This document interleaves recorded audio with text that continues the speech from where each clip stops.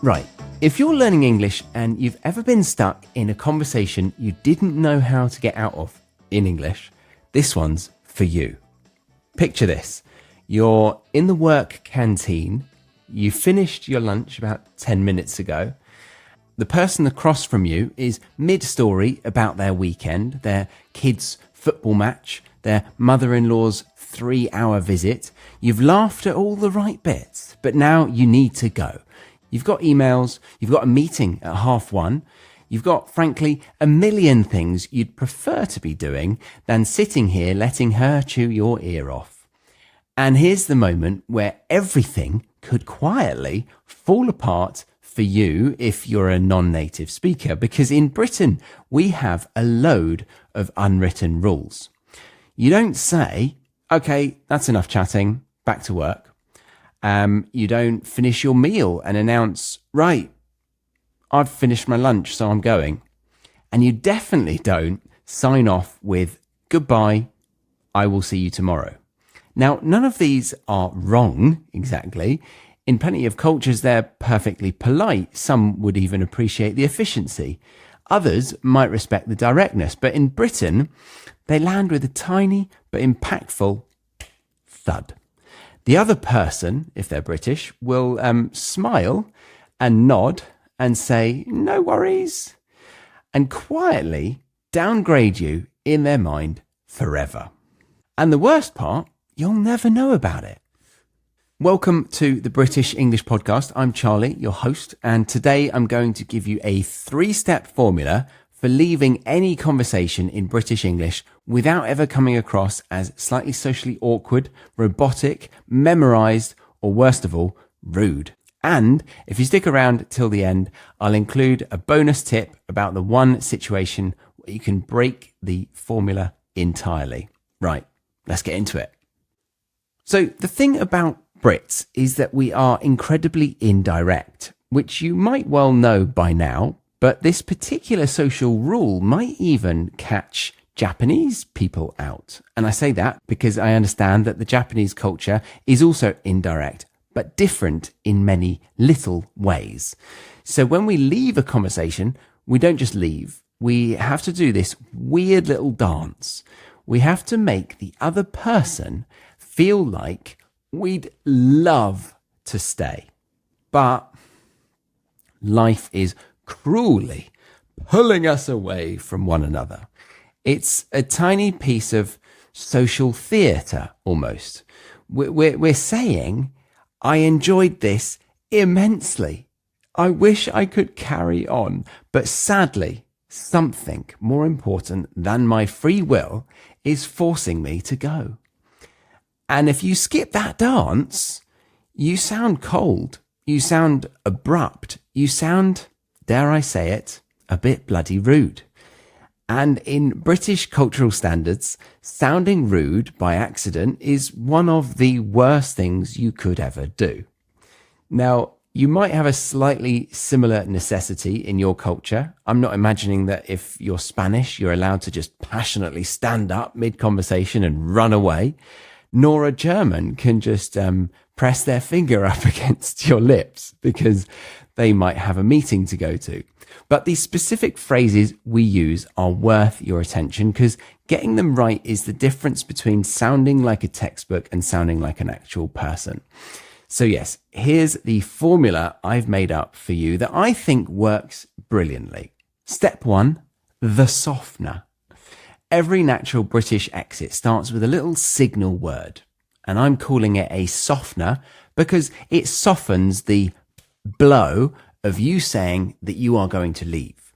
It tells the other person, get ready, we're about to wind this conversation down. And your options for these softeners are the following. We have, right, anyway, well, right then, and maybe, look, okay, right, anyway, well, right then, look. Those are your 5 options, okay?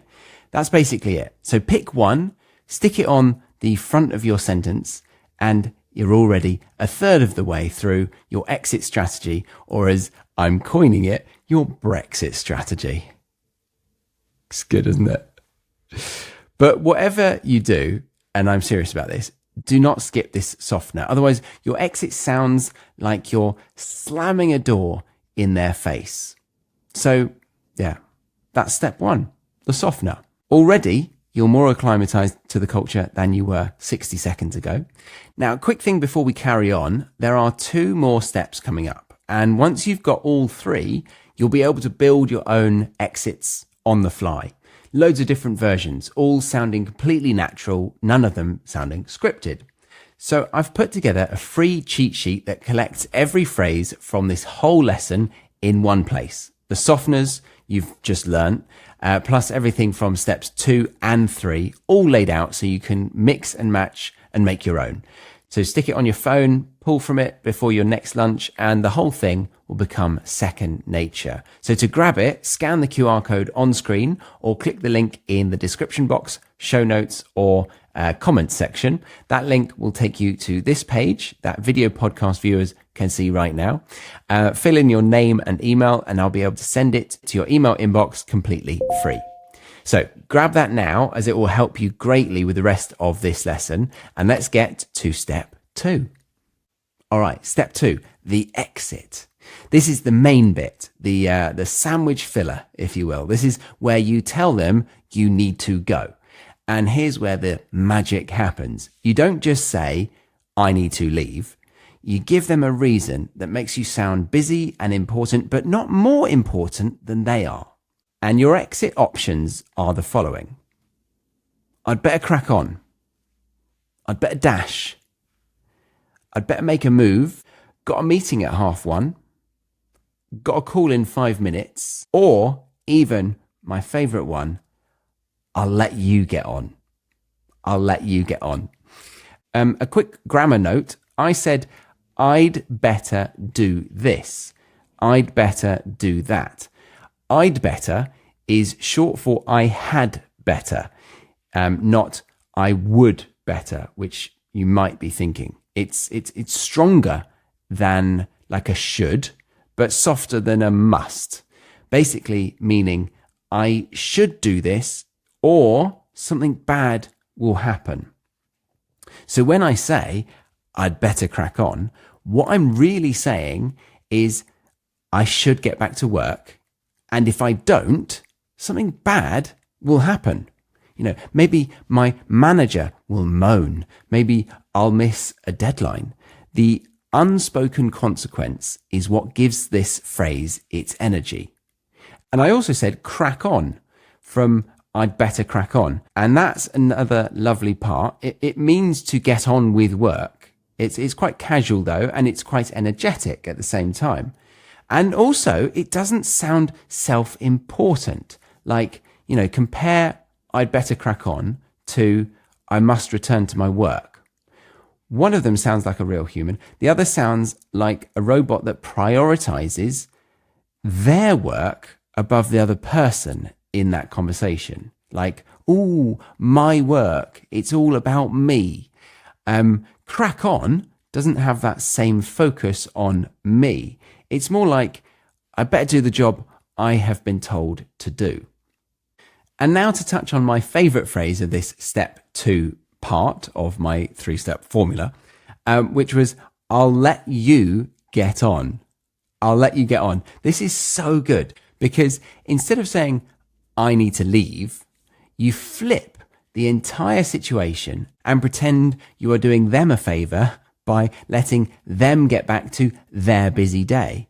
And that actually reminds me of an alternative here. You could say, I'll let you enjoy your thing, you know, your lunch, your dinner, your cigarette. Oh, well, I'll let you enjoy your lunch. I'll let you enjoy your drink. I'll let you enjoy your cigarette. And that flip of generosity is so sneaky because really the message is, I don't want to be here anymore. I want to leave and not listen to your endless drivel. But you say, oh, my presence is just so distracting that I think you'd enjoy the thing you are doing a lot more if I removed myself from the situation. So yeah, please forgive my existence and let us both remove it immediately from the vicinity. I love it so much because they're not busy. You're the one trying to leg it, but you've made it sound like you're being generous. It's so quintessentially British. But yes, let's move on to the final part of our 3-step formula. But before we do, a quick recap of steps 1 and 2.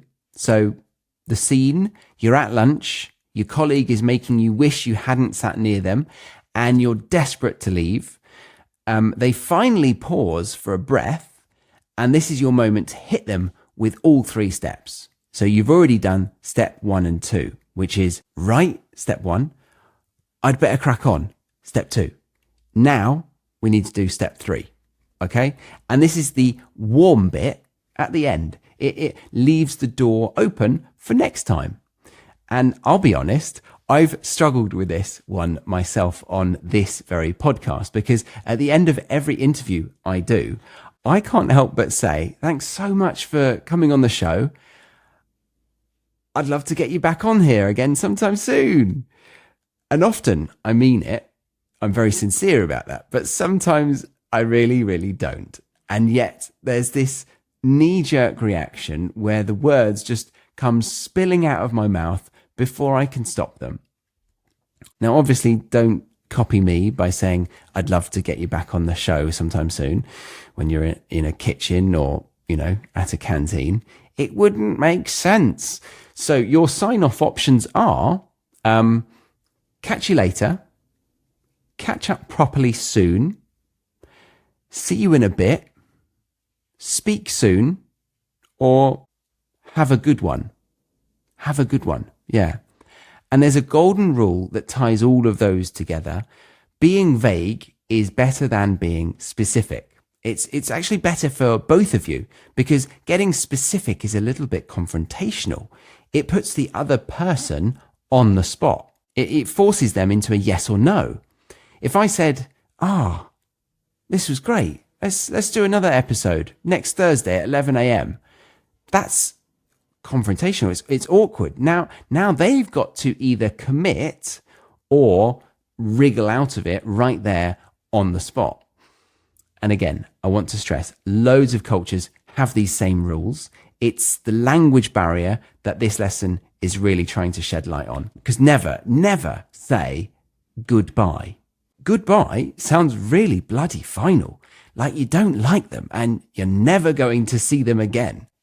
I mean, honestly, when do I actually use the word goodbye? I say it when a cold caller rings me and they're being really annoying. If I pick up, say hello, and like, can you take me off your database, please? I learned that from my dad.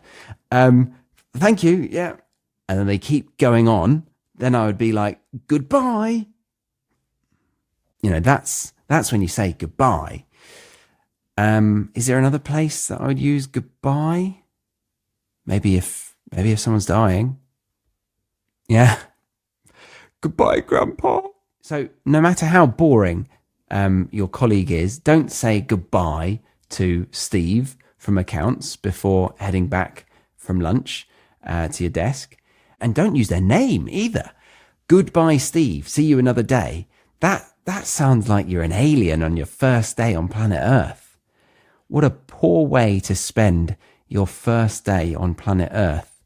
Spending it in the canteen in an IT company with Steve. I mean, no offense, Steve, but the alien could do better than that, right?